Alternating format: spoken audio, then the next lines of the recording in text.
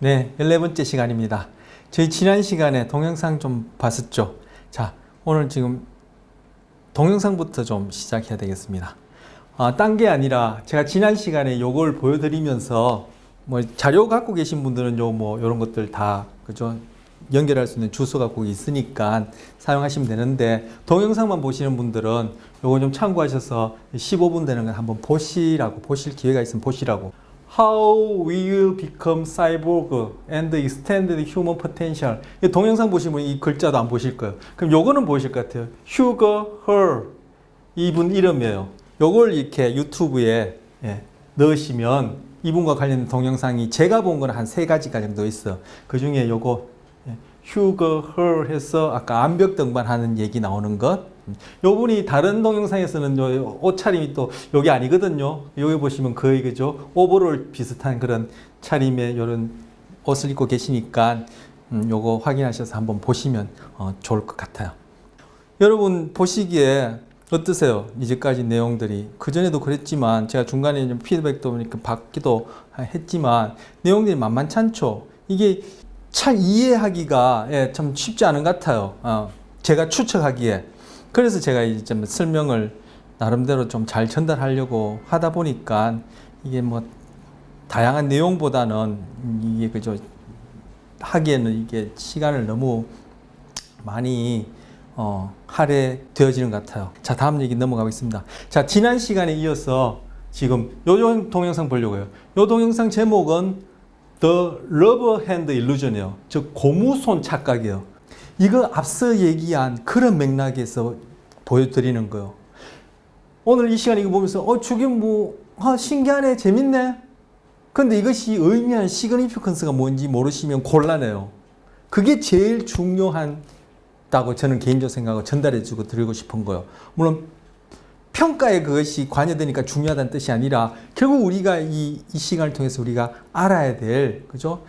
테이크홈 메시지는 바로 이런 부분이라 보여지는데, 지난 시간에도 한 2-3차례 말씀드렸지만 이게 보여주는 바가 뭐냐면 결국은 소위 내 몸, 내가 느끼는 것이다. 그리고 외부에 있는 지난 우리 앞서는 시각과 관련해서 주로 많이 했었죠. 왜? 시각이 뇌에서 차지하는 부분이 상대적으로 제일 많고 연구가 많이 되었기 때문에 시각을 이제 먼저 보고 중점적으로 봤었는데, 그러한 보고 듣고 그죠, 이 느끼고 하는 이런 것들이 환상일 수 있다. 즉 착각이다. 그 실제 하는 것이 아니다. 그것이 실제 하는 것이고 물질과 다른 어떤 정신, 마음이라는 것이 외따로 존재한다. 별개의 실제로서 그 실체가 물질과 다르다. 이렇게 생각하는 것이 이원론적 입장에 해당해요. 맨 첫 시간에 얘기했던 그 얘기인데, 결국 여기서는 그죠, 그것이 물질이 되었던, 그리고 우리 소위 마음의 내용, 정신적인 현상이 되었던 그것들은 실제 하는 것이 아니다. 그 실체 본질은 뭐냐? 여기서 용어를 빌어서 얘기하자면 그건 하나의 착각이다, 환상이다, 이렇게 얘기할 수 있는 시그니피컨스가 있고 의의가 있고, 그렇다면은 그죠? 우리의 몸의 문제든 정신의 문제든 우리가 살면서 겪고 있는 여러 가지 문제면 문제, 또는 소위 우리가 긍정적이라고 생각하는 그런 모든 것들도 우리가 다시금 달리 볼 수 있다. 그 어떤 것들이 존재적 측면에서, 그리고 그 인식적 측면에서 달리 볼 수 있다. 이런 얘기가 바로 이러한 지금 하고 있는 내용의 그런 시그니피컨스입니다. 이 내용은 우리 시각에서도 그대로 적용되었던 것이고, 쭉 그 큰 줄기를 계속 이어서 간다는 얘기를 한번 했었어요. 또 이 얘기하니까 벌써 한 2-3분이 지나고 가버렸어요. 아유, 시간 아까워. 자, 그래서 이거 한번 보기로 하겠습니다.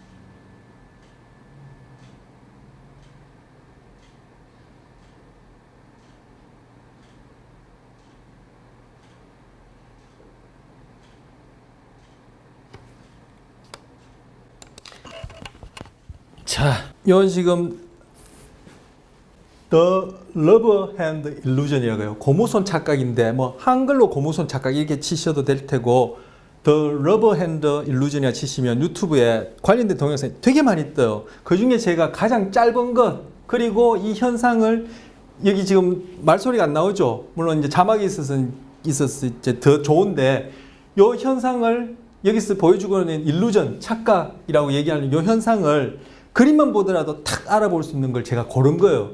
여기서 하고 있는 것이 거울 상자를 이용해서 환상통을 없애는 거랑 본질적으로 다를 바 없어요. 그 경우에는 시각과 움직임에 대한, 운동에 대한 감각을 가지고, 그죠?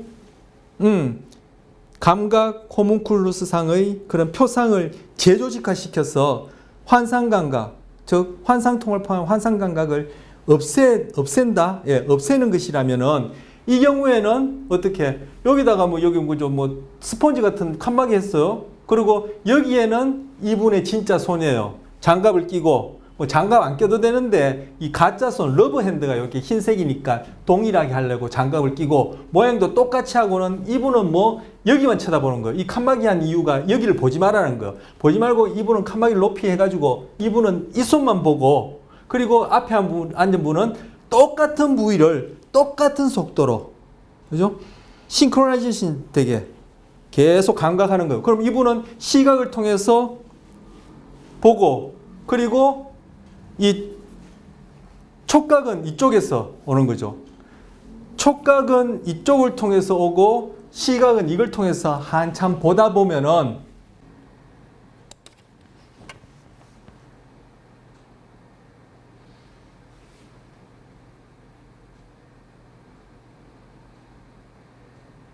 자, 어떻게 했어? 가짜 손, 러브핸드를 꺾어버렸는데 자기 손이 꺾이는 그러한 착각을 일으켰어. 저 감각이 있었다는 거죠. 여러분, 이런 경우가 아니라 옆에다가 뭐 러브핸드라도 좋아요 해놓고 누가 그걸 꼬집는다 한다고 해서 여러분이 뭐 꼬집힘을 느낀다든지 손을 피하려고 하나요? 그렇지 않은데 이렇게 착각을 일으키면은 그 고무손이 자기 손처럼 느껴지는 거야. 이 경우에 통증도 따를 수 있겠죠. 실제 요 실험 말고 더 다른 사례에서는 통증을 느낄 만한 더 강력한 자극이라든지 또 다른 방식으로 하게 되면 통증을 경험하게 돼요. 아야! 이렇게 실제 아픔을 경험해요. 여기서 이 장면에서는 이 지금 피험자에 해당하는 분이 통증을 경험하는지는 안 나타났지만 아마 통증도 경험했으리라 생각해요. 그리고 가짜 손이 자기 손처럼 여겨지는 거예요. 자, 이걸 통해서도, 그죠? 그 가짜 고무손이 내 것처럼 느껴진다면은 거꾸로 내 몸이라고 생각한 이거는 과연 내 것이냐? 바로 뭐예요? 자아는, 제가 한번 말씀드린 적이 있어요. 자아는 그 유명한 심리학자가 얘기하기에 자아는 사회적 자아, 정신적 자아, 물질적, 신체적 자아로 나눌 수 있다. 이렇게 얘기하고, 최근 뇌과학자가 나눌 때는 한 5가지로, 그죠? 볼루셔널, 의지적 자아, 퍼스펙티브, 어떤 그런 시점적, 뭐 저는 제 자신에 대해서 1인칭 시점을 갖고 있겠죠. 내가 주체라 생각하는 시점적 자아, 퍼스펙티브 그 셀프라는데, 이러한 자아, 바들리 셀프, 그 신체적 자아, 그래 볼리션 했나요? 네, 그럼 소셜, 사회적 자아. 또 하나가 또 생각이 안 나네. 지난번에도 생각이 안 났는데. 신체적 자아, 그 퍼스펙티브, 바들리 셀프, 퍼스펙티브 셀프, 그다음에 소셜 셀프, 그리고 볼리셔널 셀프, 내러티브 셀프, 예, 서술적 자아. 소위 이제 나의 과거, 현재 쭉 미래까지 상상하는까지 쭉 하나의 맥락 속에서 하나의 주체로서 쭉 연결되어지는, 이렇게 설명할 수 있는 자아, 내러티브 셀프, 이렇게 나뉘는데 그 중에 이건 뭐예요? 신체적 자아. 내 거라 생각하는 이 신체적 자아 과연 내 것이냐라는 그런 질문을 던지는 거예요. 그러면 이 존재에 대한 것, 이 존재, 나라는 이 몸뚱아리 존재, 그리고 이 존재에 대한 인식에 대한 그런 철학적 질문에 대해서 뇌과학자가 한번 답해 볼 수 있는 그런 현상이 되는 거죠. 여기까지 본 그 환상 감각, 환상통 포함해서 지금까지 얘기가 결국은 다 같은, 그죠? 시그니피컨스를 가지는 그러한 질문에 대해서 나름 답해보고 있는 거예요. 아까도 말씀드렸지만 요거 유튜브에 들어가셔서 관심 있으시면 The Rubber Hand Illusion이라 치시면 나을 것 같아요. 고무손 착각보다는 Rubber Hand Illusion 치시면 더 더 이렇게 임프레시브한 그런 동영상이 더 많아요. 저는 이제 가장 짧고 그리고 그 현상을 명확하게 보여주는 걸 보니까 그걸 골랐는데, 딴 걸 보면은 그 고무선을 포크로 이렇게 찍는 이러한 지점도 있어요. 그러면은 그 피험자가 자기 손이 찍힌 게 아닌데도 아파서 벌쩍 놀라면서 그렇게 당황하는 모습도 있고, 그리고 제가 읽어본 사례에서는 아프다고 막 하는 경우도 있어요. 그럼 뭐예요? 우리 통증이라든지 그죠? 이런 감각들이 다 착각일 수 있다. 이렇게 얘기를 한 거죠. 뭐? 결국 우리는 뇌 안에 어떻게 지각을 통해서 내 몸에 대한 존재도 지각이죠. 그리고 내가 기쁘다, 슬프다, 아프다 이것도 하나의 지각이죠. 즉, 뇌 안에 내적 모델로서 표상되어진 그것에 의해서 어떻게 예측하느냐, 즉 그것이 어떻게 구성되어지느냐가 예측을 결정할 테고, 그 예측 과정도 결국 구성되어진 것에 의해서 구성되어질 텐데, 다른 말로 표현하면 이야기 지어질 텐데, 그것이 예측을 낳고 그것이 결국은 우리가 경험하는 것이다. 그것은 착각일 수 있다. 꿈일 수 있다. 다른 용어를 빌어서 얘기하자면 꿈일 수 있다. 한낮에 꿈일 수 있다. 뭐 이렇게 얘기를 하자면 이게 결국 우리의 인생, 삶이란 무엇인가? 과연 이런 질문까지도 한번 궁구해 볼 수 있고 한번 생각해 볼 수 있는 그러한 연구들이에요. 이제까지 얘기한 이러한 것과 관련해서 지금 러브 핸드 일루전 요걸 보면서 제가 생각나는 얘기가 뭐가 있냐면은, 라마찬드라는 이분이 철학자니까 하나의 가설을, 그죠? 아주 이렇게 좀 다듬어지지 않은 가설이지만 앞으로 연구해 볼 수 있는 거예요. 뭐 우리는 과거에 상상하고 상상했던 것이 현실로 구현되는 경우가 지금 뭐 부지기수로 많지 않습니까? 과거엔 그냥 뭐 만화나 그냥 꿈 같은 얘기고 지어낸 얘기를 했지만 현실로 나타나는 경우가 많은데, 이 라마찬드라는 이분이 철학자시니까 그런 것 같아. 제 생각에는 가설을 세우는데 뭐냐면은 소위 박애 사상, 대표적으로 성인들, 뭐 예수나 부처나 그래서 석가모니, 시달타, 석가모니, 부처, 약간 뭐 같은 분을 일컫는 거죠. 예수나 부처나 소위 그 이후의 성인들이 그런 박애 사상을 갖고 있는, 타인의 아픔과 고통이 내 것처럼, 타인의 기쁨과 행복이 내가 진짜 경험하는 것처럼 이게 경험하는 것이 그분들의 뭐 이 자아, 자기 존재에 대한 표상, 그 표상은 우리가 살펴본 감각 호문클루스나 그런 뭐 운동 호문클루스만으로 내 자아가 다 형성된 건 아니에요. 왜냐, 아까 자아에는 아까 5종류나 있다 했죠. 세분화하면은 현재 과학자들이 생각하기에 그보다 더 많을 수도 있고 적을 수도 있지만, 하여튼 이런 것들이 다 뭉뚱그려서 내가 했던 자아의 내적 모델, 표상을 만드는데, 이 자아의 표상, 내적 모델 안에 타인이 거기에 같이 나로서, 나인 것처럼, 나의 일부로서 표상이 되어진다는 거. 뭐 의수나 아까 사회보고 아까 뭐 큐가 헐이었습니까? 그분 자기 자신도 그렇고 자기가 그런 것들을 만들어준 암벽 던방가도 그렇고 그 금속 덩어리를 이러한 그죠? 의족들을 내 몸처럼 여기고 고무손을 내 것처럼 느끼고 아프기도 하고 한다면은, 바로 그런 박애 사상을 갖고 있는 사람들은 바로 타인이 내 자아 안에 통합되어서 표상되어진 것이 아니냐라고 이렇게 라마찬드라는 얘기를 해요. 불가능하지는 아니죠. 허황된 소리는 아닐 수 있다는 생각에 아닐 수 있다고 생각할 수 있는데, 왜? 가소성이 있기 때문에. 그죠? 뇌는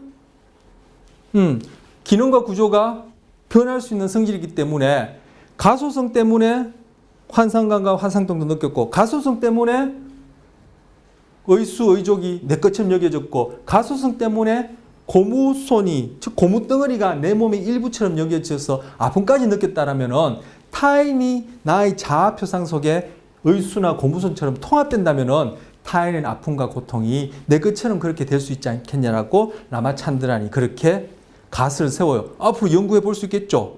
우리 뒤에 내용이 이와 관련된 내용이 있어요. 그거 하려면 이제 시간이 더 많이 필요한데, 이게 마음만 급하고 참 말은 많고, 그것도 살펴볼 수 있는 그런 내용들이 있어요. 그렇게 이제 가설을 세워요. 앞으로 과학적 증거가 나올 수도 있으리라 기대할 수 있고, 또 하나, 오래전 TV에서 그런 세상의 달인이라는 그런 프로그램이 있지 않습니까? 그게 제가 오래전에 내용인데 보면은 대구 분인데 자동차를 모으는데 자동차를 그 리얼 파킹을 해요. 리얼 파킹은 영어고 우리나라 말로 뭐냐 후진 파킹이라나 후진 주차라나요? 후진 주차. 이렇게 앞으로 주차하는 것이 아니라 뒤 그 차 안에 있는 리얼 미러. 우리 여기서 백미러를 하죠. 백미러나 사이드 미러 옆에 있는 그 거울을 보고는 이렇게 해서 쭉 뒤로 해서 파킹하는 거예요. 그래서 이것이 만약에 담벼락이라 하면은 차를 뒤로 해서 쭉 파킹을 하는데 이 담벼락과 차 사이의 간격이 명암 한 장이 들어가게끔 파킹하는 거예요. 그래서 그분이 세상에 달인이 나온 거예요. 그래서 PD 그 촬영하는 분이 벽에 이렇게 서서는 그죠? 자기 명암을 이렇게 들고 있다가 차가 이렇게 들어올 때 어디 사이드 미러 옆에 있는 그 거울 그것과 벽 사이에 카드를 이렇게 딱 떨어져 그 차가 이렇게 들어오겠죠. 들어올 때 딱 떨어뜨리는데 그 차가 들어오면서 사이드 미러를 가지고 명암을 딱 물어요. 그런 다음에 PD가 명암을 싹 떼니까 그 안에 명암 틈만큼 파킹이 되어지는 거예요. 차에는 하나도 스크래치, 뭐 일본말로 기스가 하나도 안 나고 어떻게 그렇게 할 수 있죠? 끊임없이 이 차를 자기 몸처럼 사용하다 보니까 그죠?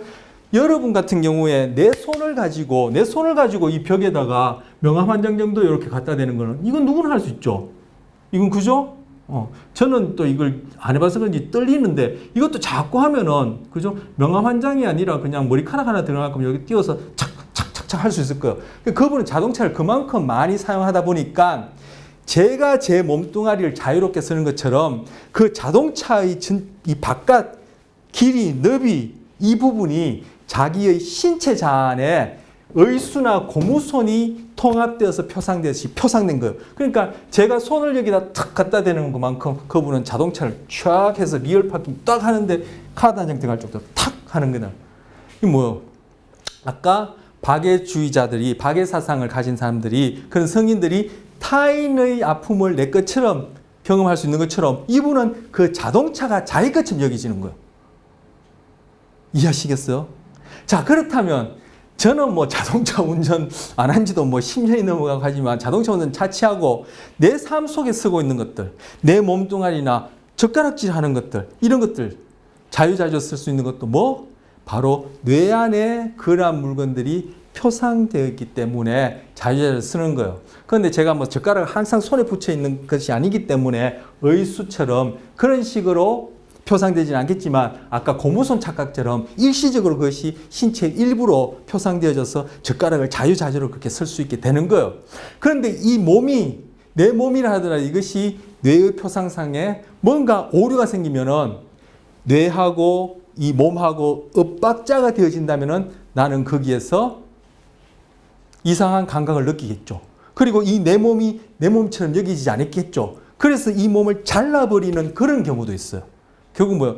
내 몸이 내 몸처럼 잘 사용되어지면은 문제가 없는데 환상감각처럼 갑자기 손팔이 없어지면은 뇌가 거기에 적합하게 재조직 안 되어지면은 비정상적인 감각을 일으킬 수 있듯이 그죠? 현상적으로는 반대 같지만 본질적으로 다르지 않아요. 뭐 결국 가소성에 의한 재조직화, 즉 시냅스의 연결이 많아지고 적어지는 가소성 때문에 그런 것인데 뇌의 이 몸이 정상적으로 표상이 안 되어지면 어떤 이유로든 결국 신경계의 문제겠죠. 이 경우에는 환상감각처럼 신체가 잘린 다음에 생기는 환상통이 아니라 이 경우에 신경계의 문제로 이 내 몸이 이 신경계, 즉 지금 우리 맥락을 보자면은 예를 들어서 얘기하자면은 감각 호문클루스상에 잘 표상이 되어지지 않으면은 이 몸이 내 것처럼 여기지 않아서 이물질처럼 여기지는 거예요. 여러분이 오늘부터 허리춤에다가 이만한 뭐 막대기를 하나 달고 다닌다 생각해 보세요. 얼마나 불편하고 그 주장스럽겠어요. 그것처럼 자기 몸인데 그렇게 뇌 안에 정상적으로 표상되어지지 않아서 멀쩡한 몸을 잘라내는 사람이 있어요. 그렇게 잘라내고 나면은 너무나 행복하고 우울했던 우울감이 치료되는 경우도 있어요. 그것이 자기 몸처럼 여기지 않기 때문에 이것이 여러 가지 불편하고 감각이나 운동에도 불편하고 우울증까지 유발됐거든요. 그래서 이게 잘라버리는 사람도 있어요. 일부러 이 경우가 반대죠. 어떻게 보면 그건 잘라버림으로써 뇌의 표상과 그죠 신체 간의 코디네이션을 맞춤으로써 그런 그 우울증까지도 치료되는 이런 반대 경우도 있어. 예. 자, 뭐 얘기하다 여기까지 왔냐 하면 아까 고무손이 내 것처럼 여겨지는 것을 가지고 박애 그런 성인들의 어떤 박애주의, 그런 남의 고통을 내 것처럼 경험하는 그것도 가능하다. 실제로 연구적 데이터가 없어서 그렇지 추측하기엔 충분히 가능하죠. 그거 얘기하다가 결국 우리가 쓰는 뭐 물건들, 아까는 그 자동차 운전하는 그런 달인이 나온 그분은 얘기를 했지만 우리가 쓰는 물건들도 그죠? 일시적으로 아까 고무손이 내 손처럼 여겨지는 것처럼 젓가락도 그럴 수 있다. 이런 얘기를 했고 그와 반대 현상처럼 보이지만 내 몸이라 하더라도 이 뇌의 정상적 표상이 안 되지만 오히려 잘라버림으로써 더 행복하고 우울감에서 벗어나는 그런 경우도 있다. 이런 얘기를 이제 하게 된 거예요. 또 그리고 또 생각나는데 뭐 계속 생각이 나는데 그 앞이 안 보이는 분들이 이렇게 막대기 갖고 다니시죠. 그분들은 그 막대기 끝이 우리의 손끝처럼 여겨지는 거예요. 뭐 아까 의수나 의족이나 고무손이 자기 것처럼 여겨지는 것처럼 그분들은 그것을 늘 사용하고 사용하기 중에는 그 막대기가 내 신체, 즉 이 경우에 감각 호문클루스상이겠죠. 거기에 내 신체 일부로 표상이 되어져서 그 막대기 끝이 저 같은 사람이 이 손끝처럼 그렇게 여겨지는 거예요. 자, 신체적 자아만 국한해서 보더라도 그렇고 전체 자아가 한 5가지 있고 뭐 심리학자는 크게 3가지로 나누기도 한다는데 3가지가 되었든 5가지가 되었든 간에 그건 차치하고 신체적 자아도 그렇고 내 자아라는 것의 범위거든요. 아까 비정상적으로 표상되어지면 내 몸이라고 여기 다른 사람 보기에는 그 사람 몸이라고 여겨지는 것도 잘라내야지만이 자기는 편안하다, 우울감에서 벗어난다, 정상적이야 여기는 것처럼 그렇게 신체적 자아뿐만 아니라 심리적 자아도 좁아질 수도 있고 박애사상과처럼 넓어질 수도 있는 거예요. 그러면 나의 존재라는 것은 이것은 육체 안에만 머물러 있는 것도 아니고 이 육체가 내 것이라고 얘기할 수 있는 것도 아니죠. 또 똑같은 질문을 하는 거예요. 아까 말씀드렸던 시각부터 시작해서 이번 학기 내내 얘기했던 그런 중요성, 시그니피컨스. 즉 철학자들이 지금까지도 궁구하고 하고 있는 그죠? 존재와 인식 그리고 그에 따른 우리의 어떤 삶과 관련된 그런 정신적인 문제 또는 삶의 문제, 시사점 나름대로 궁구하고 있는 답을 뇌과학을 통해서 하는 거예요. 자, 동양에는 철학이 없었어요. 왜 동양에는 철학이 없었는고 서양에는 철학이라는 이름이 붙었는지는 그건 또 달리 얘기해 볼 수 있는데 서양에도 철학이라는 건 없었어요. 이제 그게 일본 넘어오고 일본에서 한국으로 오면서 철학이라는 말을 붙였는데 자, 철학이라는 말은 집어치우고 그 소위 철학이라고 얘기되어지던 그 분야에 그 사람들이 해왔던 것이 뭐냐면은 나를 포함해서 이 몸뚱아리를 포함해서 이 세상에 존재하는 것들은 도대체 어떻게 생겨났으며 어떻게 존재하는 것이며 그 라이프니츠가 그런 질문을 했다고 말씀드렸나요? 왜 존재라는 것이 존재해야 되지? 이런 질문을 했고 그럼 그 존재가 있다면은 우리는 그 존재를 어떻게 알 수 있게 되지라는 인식론적인 그런 질문을 한 거예요. 거기다 인식론이라는 이름을 거창하게 붙였지 우리가 늘 하는 거예요. 우리가 뭔가 이해하고 알게 된다는 게 인식하게 된다는 건 아닙니까? 그리고 여러분이나 저나 살면서 내가 왜 태어났지? 나는 어떻게 태어났을까? 우리는 죽어서 어디 갈까? 이런 것들이 결국 존재론, 거창에 이름을 붙였지 존재론적인 질문이거든요.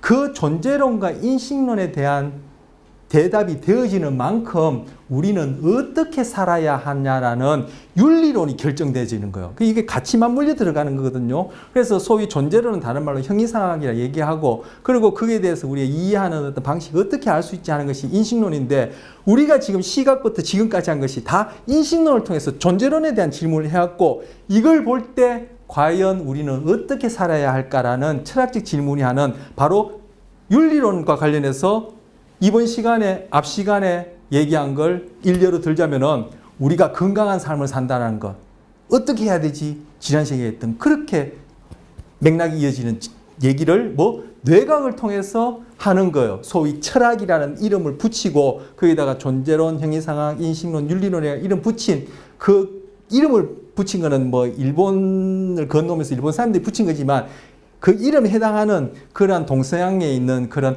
오래 몇천 년 전부터 해왔던 그러한 질문들이 결국은 철학자들만 하는 외따로 그 사람들만 하는 그런 질문이 아니라 우리가 일상생활에서 평소에 하는 질문이고 그것이 사회과학이든 뭐 자연과학이든 모든 분야에서 하고 있는 동일한 질문을 여기서 뇌과학을 통해서 하고 있는 거예요. 그래서 이번 수업에 우리가 뇌과학을 통해서 그리고 마음과 뇌의 관계를 보는 것에 최종적인 시그니피컨스는 바로 여기에 있는 거예요. 결론이 여기에 있는 거예요. 다양한 현상을 통해서 그걸 보고자 하는 것. 그리고 그에 대해서 한번 볼 수 있는 그러한 소개를 하고 여러분이 그에 대한 견해를 나름 가지고 그러한 시각에서 앞으로 공부하고 생활하고 꼭 공부가 어디 책상 앞에서 보는 책을 보는 공부가 아니더라도 우리 삶 속에서 그런 것들을 그죠? 볼 수 있고 하는 그런 눈을 우리가 같이 공유하는 게 최종 목적이에요.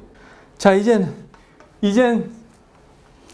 주제가 확 바뀌었어요. 그런데 앞에 내용하고 무관하지 않아요. 다 앞에 거 연결해서 지금 점점 복잡하게 가고 있는 거예요. 지금 언어의 얘기가 나왔어요. 언어 하면은 이거는 앞에 시각, 그리고 조금 전에 앞서 봤던 그런 두정력과 관련된 뭐 그런 뭡니까? 체감각, 그리고 감각 호문클루스 보면서 운동 호문클루스 잠깐 보면서 그 전두엽의 운동 이런 거 봤었는데 이런 것들이 지금 점점 다 합쳐져서 이제 더 복잡한 그죠? 그런 기능들을 지금 살펴보는 식으로 지금 순서를 지금 하고 있는 중에 지금 언어로 넘어왔어요. 자, 언어 하면은 지금 이제 자, 우리 맨 처음 시각 봤었죠. 시각 보면서 우리 이거 배측 경로, 그죠? 이 두정엽 말하는 이 배측 경로 보면서 시각과 운동이 통합되어지는 것 얘기하면서 맹시 현상 얘기했었죠. 그 시각과 운동이 통합되어질 수 있는 것이 바로 뭐요? 이 두정엽에 있는 이러한 신체 감각. 자, 요걸 여기 적었어야 되는데, 자, 이것이 이제 시각과 운동이 통합되어지는 그런 현상을 얘기했고, 그것이 가능한 것이 바로 이 두정엽. 자, 요거는 후두엽 얘기였고, 후두엽. 지금 여기 중심고랑 뒤편은 요 부분 두정엽이죠. 이 두정엽이 이제까지 살펴본 대로 뭐 바로 여기에 1차 체감각 피질이 있었죠. 1차 체감각 피질이 있었죠. 바로 여기에 신체 감각이 표상되어지는 것을 감각 호문클루스로 얘기했는 거예요. 그런데 1차라는 얘기했다면 이게 2차, 3차가 있다는 얘기예요. 그것이 뭐 이 시각하고 같이 통합되어지면은 바로 시각과 관련된 운동을 그죠? 비의식적으로 그렇게 적응적이게끔 만들어낼 수 있다는 얘기를 앞서 했던 거예요. 물론 이때 운동할 때는 뭐요? 또 이 전두엽과 관련해서 아까도 말씀드렸고 또 앞 시간에도 말씀드렸고 맨 처음 마음이라는 그런 KBS 프로그램 보면서 뇌에 대한 얘기를 약간 이 대뇌 피질의 엽에 대한 얘기를 약간 할 때 이 전두엽은 운동, 계획, 판단, 사고 뭐 이런 얘기 했었죠. 그래서 그 중에 지금 대표적으로 운동 얘기하면서 뭐 중심고랑 앞쪽에 있는 1차 운동 피질, 1차 운동 피질 얘기했고 이 1차 운동 피질상에 표상되어지는 것이 뭐죠? 바로 운동 호문클루스예요. 그런데 이 1차라는 얘기했다면 또 2차, 3차가 있다는 얘기예요. 그런데 어쨌든 이 운동 피질과 그리고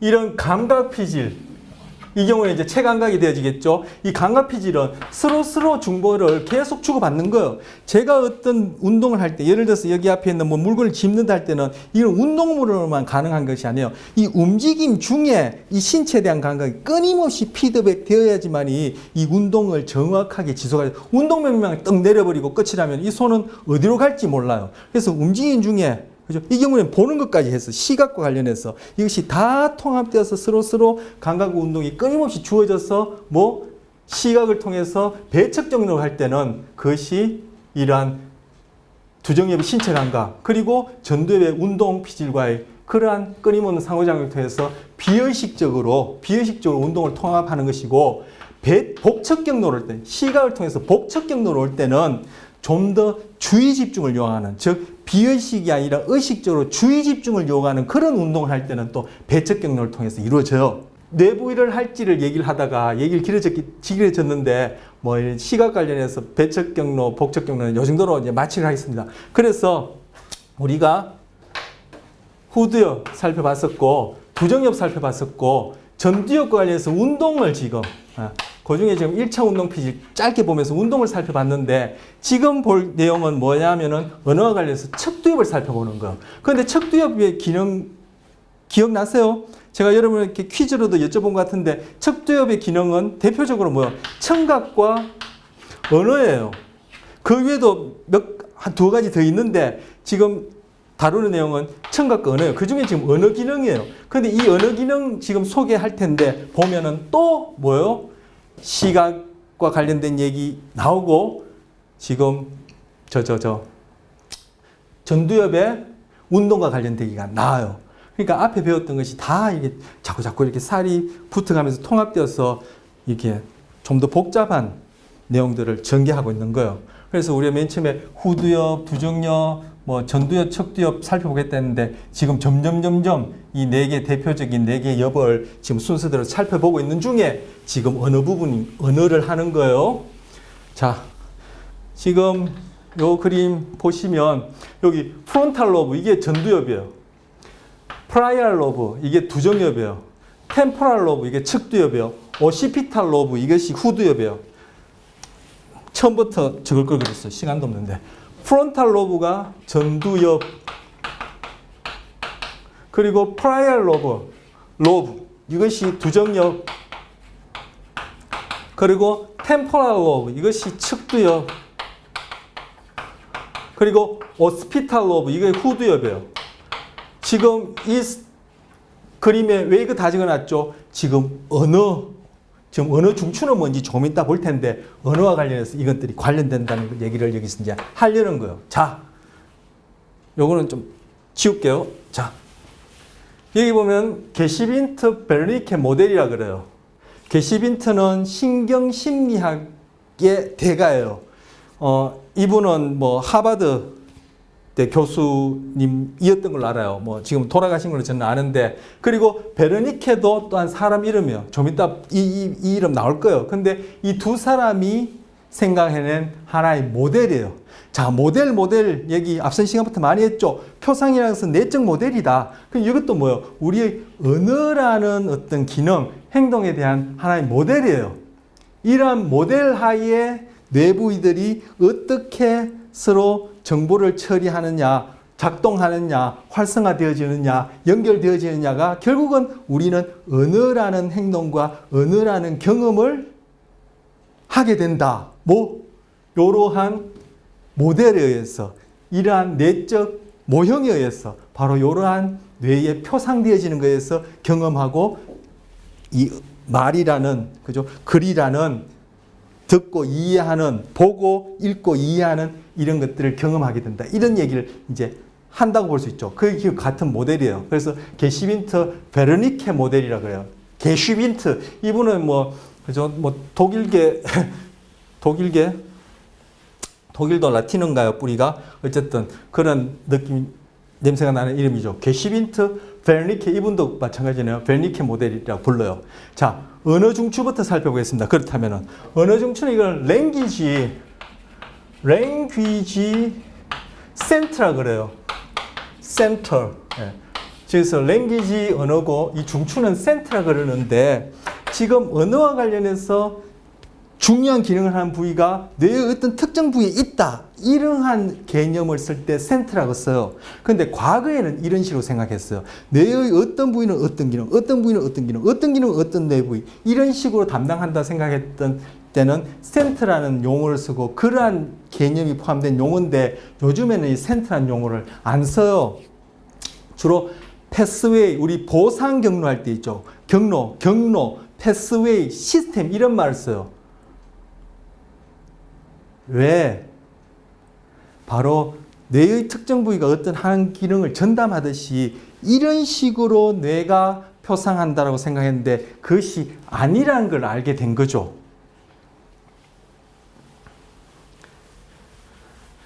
아까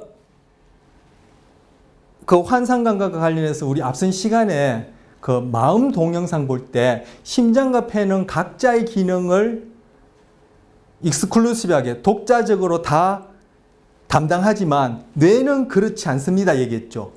뇌는 그렇지 않기 때문에 가소성이 가능한 거예요. 심장이 망가졌다고 해서 폐가 심장을 대신한다든지 콩팥이 망가졌다 해서 심장이 콩팥을 대신하다든지 이렇게 할 수 없어요. 하지만 뇌는 가능해요.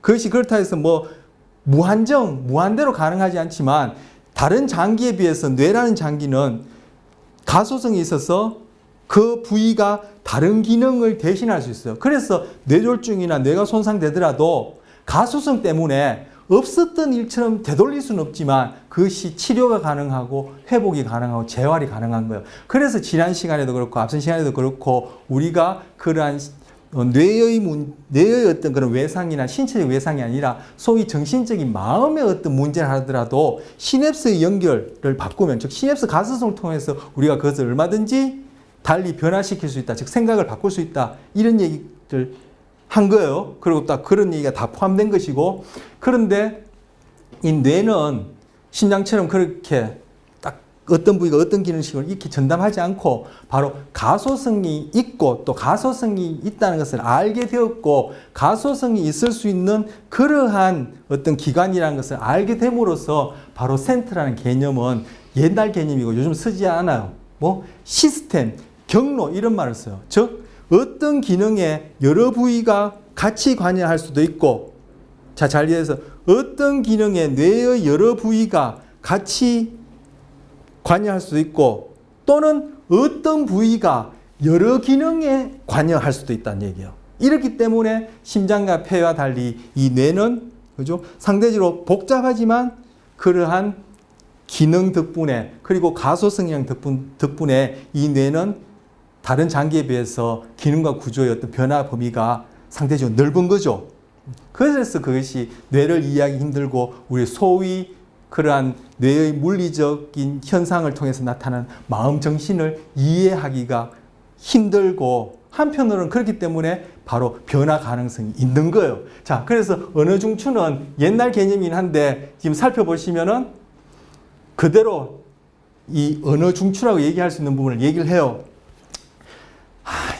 괜히 얘기해서 이제 말이 길어지고 시간도 없는데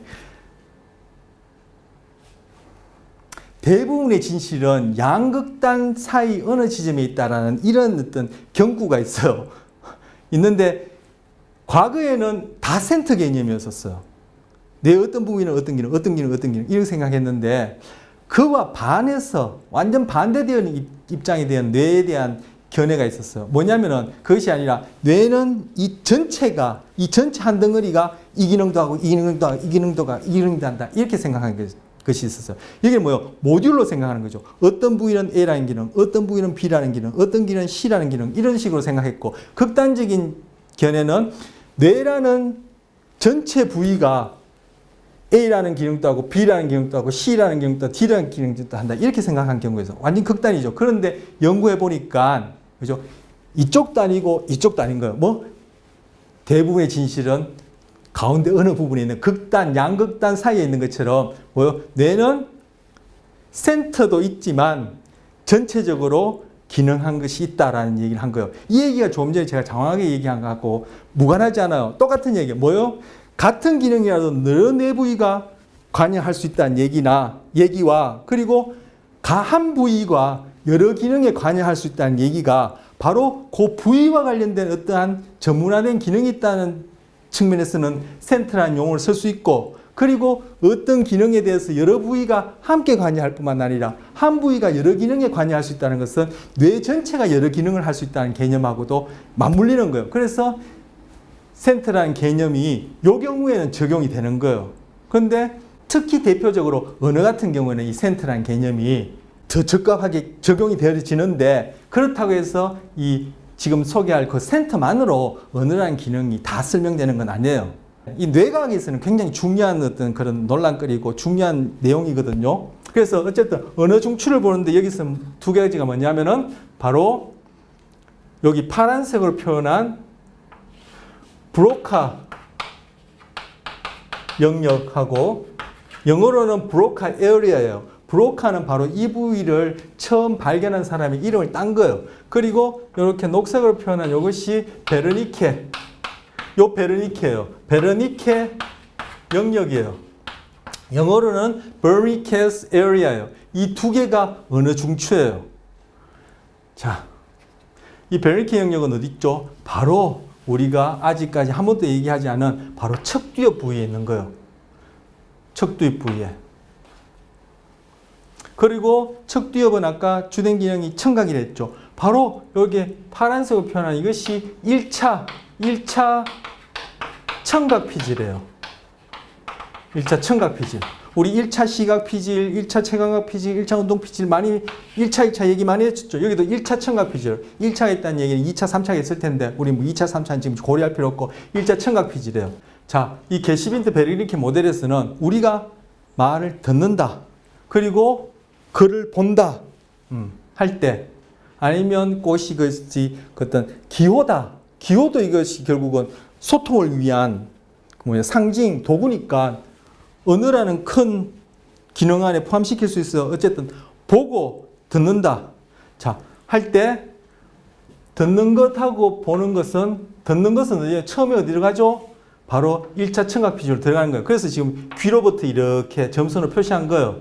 물론 귀 외이, 내이, 외이, 중이, 내이 통해서 쭉, 그죠? 이 뇌관, 우리가 보상경 날 때 처음 소개했던 뇌관 통해서 쭉 이렇게 이제 내려 올라가겠죠. 지금 그건 세세하게 시냅스마다 지금 다 표현할 수 없으니까 일단 듣는 것, 듣는 언어 같은 경우에는 귀를 통해서 어디? 척두엽에는 1차 청각 피질로 간다.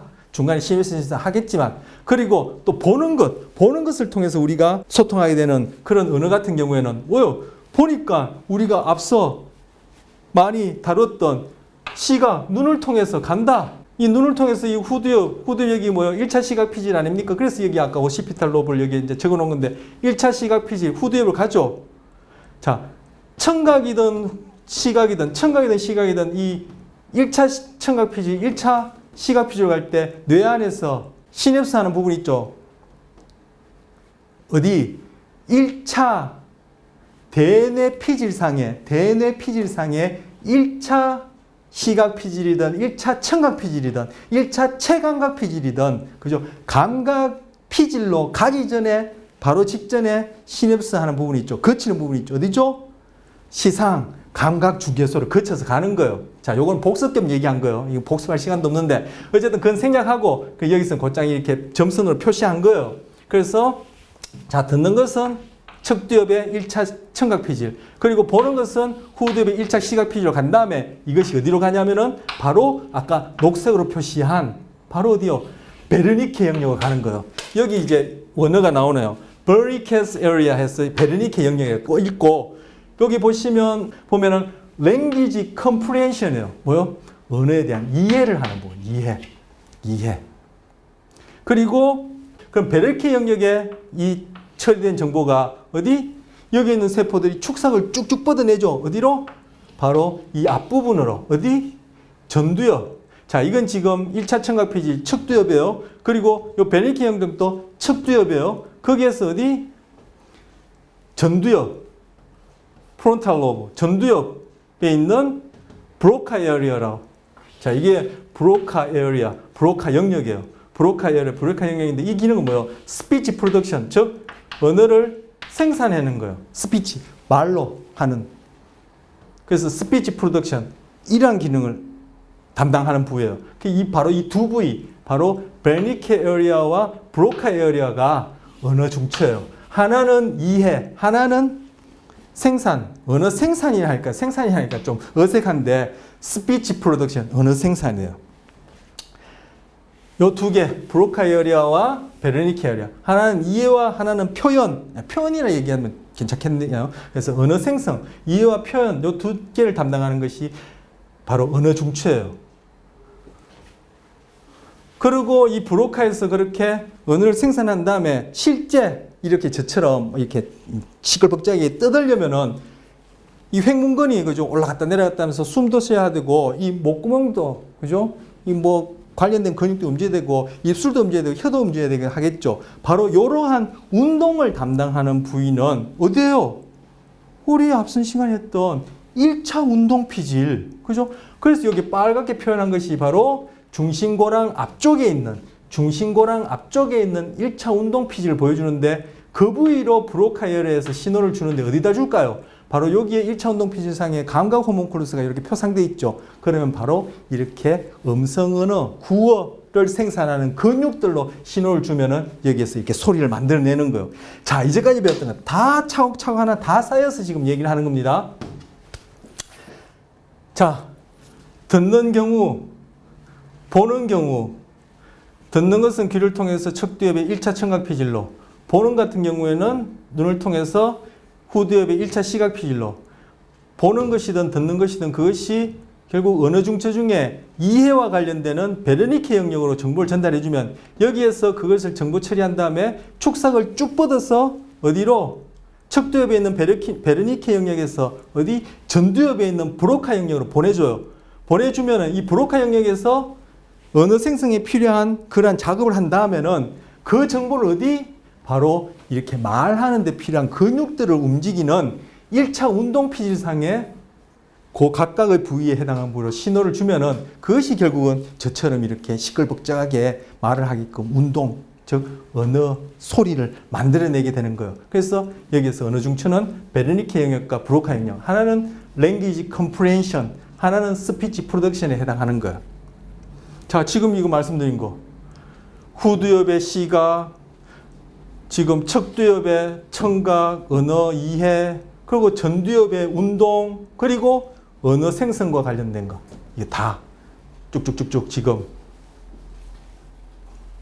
다 같이 살펴보고 있는 경우가 있어요. 이 경우에는 이제 신체 감각은 여기서는 이제 특별히 관여하는 게 이제 없죠. 네. 자, 이렇게 하면은 이건과 관련해서 제가 설명드릴 건 다 드린 것 같은데, 네, 뭐 시간이 없으니까 일단 넘어가죠. 늘 시간 없다면서 말은 많고. 자, 실어증입니다. 실어증을 통해서 바로 브로카와 베르니케가 자기들의 이름을 딴 그 영역의 기능을 확인할 수 있었던 것이고, 바로 언어 이해와 언어 생성, 스피치 프로덕션과 랭귀지 컴프레hen션에 있어서 그것이 그 기능을 전담하는 것처럼 그렇게 여겨졌기 때문에 센터라는 개념을 붙인 거예요. 그래서 바로 실어증을 통해서 언어 기능을 다시 살펴볼 수 있는데, 아까 말씀드린 그런 브로카 에어리아가 손상되어지면은 브로카 실어증이라고 해요. 어페이지아, 브로카 실어증이라고 그러고, 베르니케 영역이 손상되어지면은 베르니케 실어증이라고 그래요. 자, 이건 여러분 예습과 관련해서 제가 소개해드린 예습과 관련해서 여러분 보시라 한 그 동영상에 실어증은 종류가 많아요. 우리가 다루는 이건 대표적인 실어증이에요. 이거 위에도 한 3-4종류가 더 있는데, 가장 대표적인 실어증을 크게 두 부류로 나눌 수도 있죠. 결국 한 부류는 바로 브로카 에어리아의 손상과 관련해서 브로카 에어리아가 제대로 기능하지 못해서 나타나는 브로카 실어증이고, 한 부류는 베르니케 영역과 관련해서 문제가 있어서 생겨나는 베르니케 실어증이에요. 하나는 뭐죠? 플루언트 어페이지아, 즉 달변 실어증이라 얘기하고, 유창 실어증 이렇게도 번역해요. 또 하나는 뭐예요? 눌변 실어증 또는 비유창성 실어증이라 하는데, 바로 달변 실어증, 유창한 실어증이 베르니케 실어증에 해당하고, 그 다음째 비유창성, 눌변 실어증이 브로카 실어증에 해당해요. 그래서 브로카 실어증은 아까 브로카 에어리아는 어떤 기능을 한다 했죠? 스피치 프로덕션이죠. 거기에 문제가 생기면 어떻게 돼요? 즉 모터, 운동에. 그렇죠. 아까 브로카 에어리아에서 어떻게 1차 운동 피질로 신호를 주게 되면 저처럼 이렇게 얘기하는 데 필요한 그런 근육들을 움직인다 했죠. 저는 지금 손도 엄청 움직이고 있죠. 이러면 이게 지금 뭐요?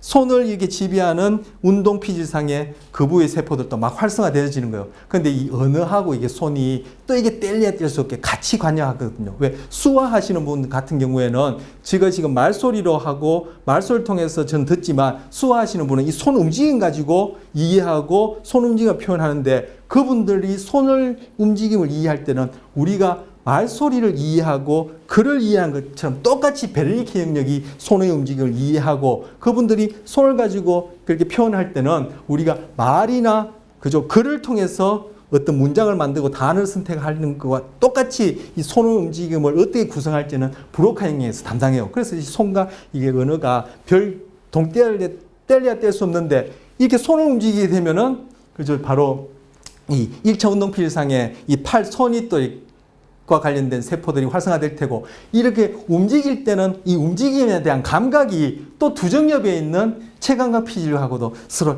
연결되어지겠죠. 그렇게 해서 우리가 배웠던 것이 다 통합되어지는데 자 다시금 가서 브로카 실어증 같은 경우에는 운동의 문제예요. 브로카 에어리아에서 운동 발성에 필요한 수하면 손 움직임에 필요한 그런 근육들을 움직여야 되는데 여기가 고장났으니까 이 발성이나 움직임이 잘 안 되어지겠죠. 그래서 모터 운동성 실어증 이렇게도 표현하고 표현의 문제니까 아까 스피치 프로덕션 즉 표현이라고 제가 이해와 표현 이렇게 이해하면 되겠다 했는데 표현의 문제니까 익스프레시브 어페지아에서 표현성 실어증 이렇게도 얘기하고 난플루언트 이 사람들이 갖고 있는 그런 말하는 걸 들어보면은 꼭 저 같은 사람이 외국어를 처음 배워가지고 유창하지 않은 제가 외국어를 처음 배워가지고는 유창하지 않은 상태에서 회화를 하는 거와 비슷해요.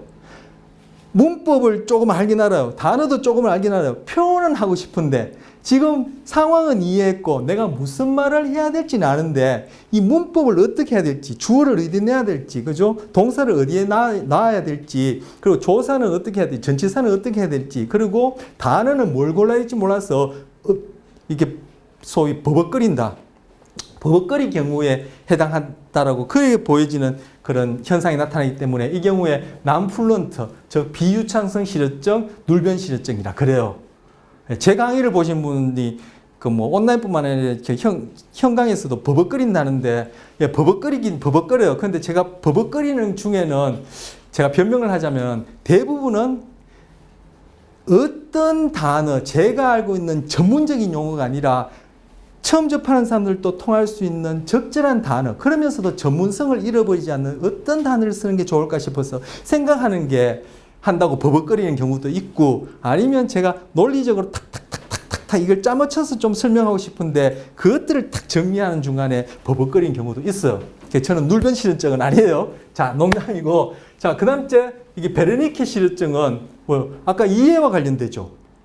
그래서 이 경우는 센소리 모터가 하는 센소리죠. 그래서 센소리 어페이지아, 그래서 감각 실어증 또는 이거는 수용성 표현이 아니라 받아들이는 거니까 리셉티브 어페이지아, 수용성 실어증 또는 이 경우에는 좀 이따 우리가 보겠지만 이 사람들은 말을 잘해요. 달라라라라라 잘하는데 그 안에 보면 하나도 의미가 없어요. 적절한 단어를 골라내지 못해요. 말은 줄줄줄줄 하는데. 그래서 이분들은 유창 실어증, 눌변 실어증이라 그래요. 그래서 이렇게 크게 실어증은 여러분 예습하실 때 본 동영상에 나오는 것처럼 크게 두 가지로 나누는데 각각이 바로 브로카 실어증과 베르니케 실어증에 해당합니다. 자, 이것과 관련해서 하나더가 아니라 계속 하나들, 두 개 더, 세 개 더 해야 될 판인데 여기서 보면 하나는 모터 익스프레시브가 있고 여기는 센소리 리셉티브가 있어요.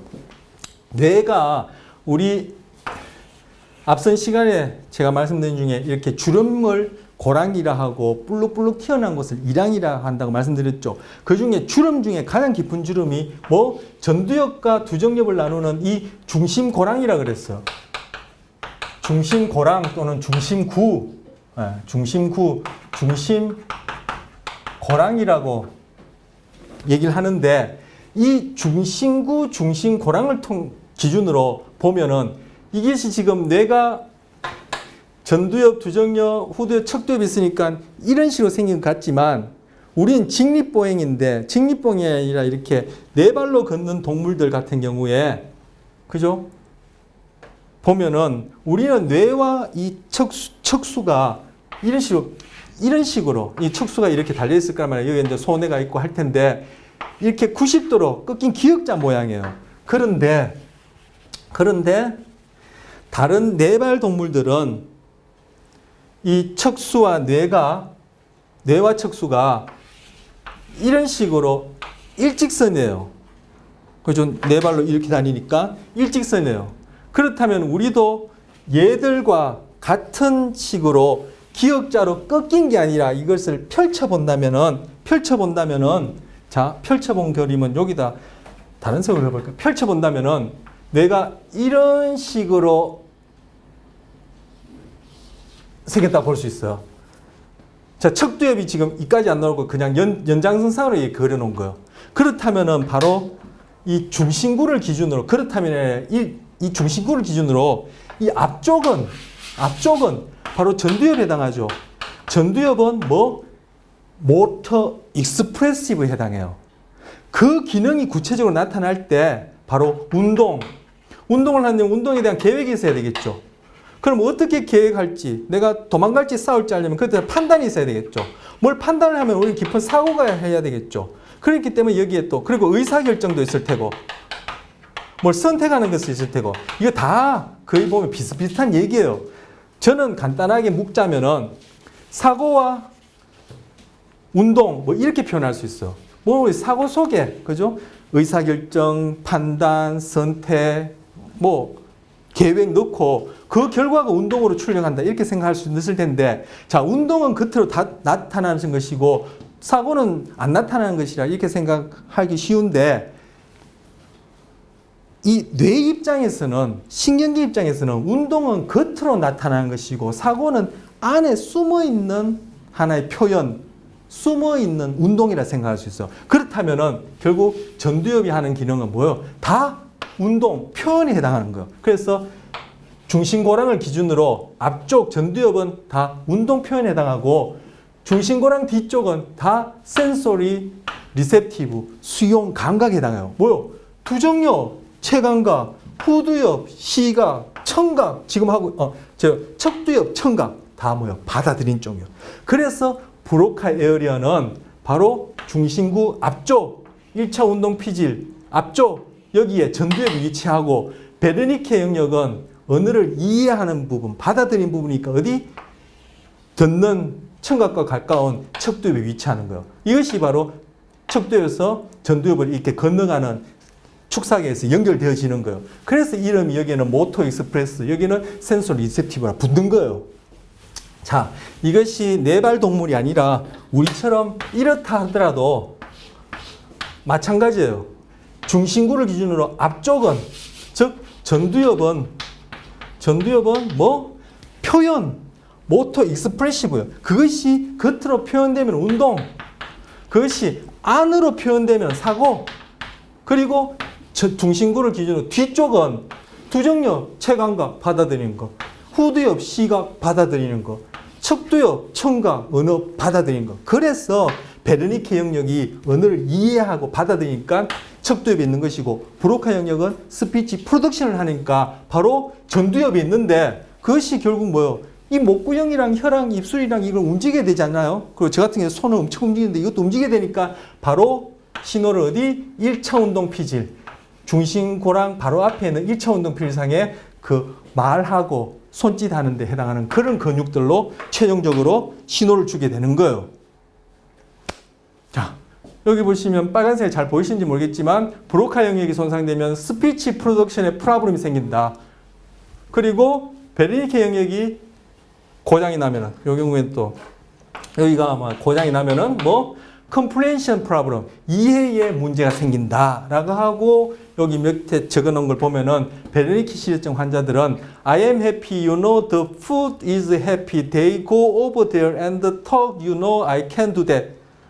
제가 영어 실력이 짧아서 그런지 모르겠지만 하나도 말이 안 돼요. 그런데 이걸 줄줄줄 얘기를 해요. 그래서 유창 시려증인데 컴프레션에 문제가 있기 때문에 말이 되는 소리를 안 하고, 자기가 한 말도 자기가 못 이해하고 남이 한 말은 두말할 필요 없죠. 이것이 바로 베르니케 시려증이 갖고 있는 특징이에요.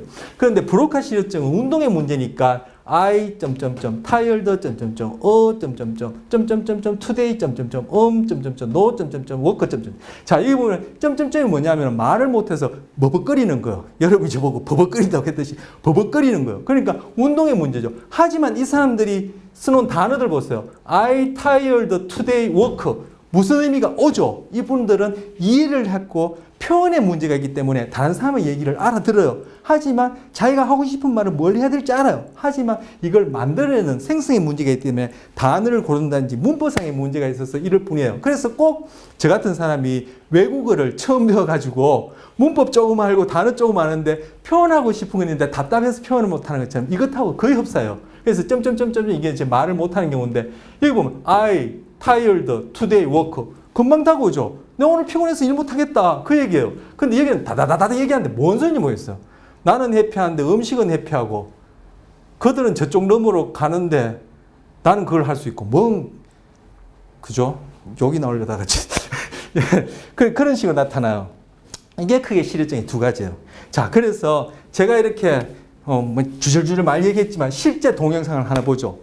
이게 이제 베르니케 실효증, 브로카 실효증이 제 유튜브에서 검색한 건데 이것도 가능한 짧고 그 증상을 처음 보는 사람도 확연히 알 수 있는 걸 고르다 보니까 골랐는데 한국 사람 걸 또 고르지 못한 것은 한국 동영상들 이게 또 그 뭐니까 프라이버시 때문에 이게 잘 공개가 안 돼 있어서 제가 우연찮게 이게 외국 동영상을 하나 골랐어요. 요거 보시면 제가 설명드린 그런 것들이 좀 더 다가오리라 생각합니다.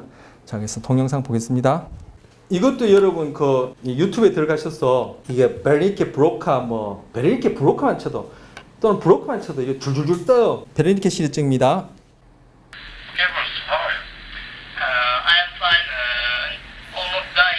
안부를 묻고 있어요.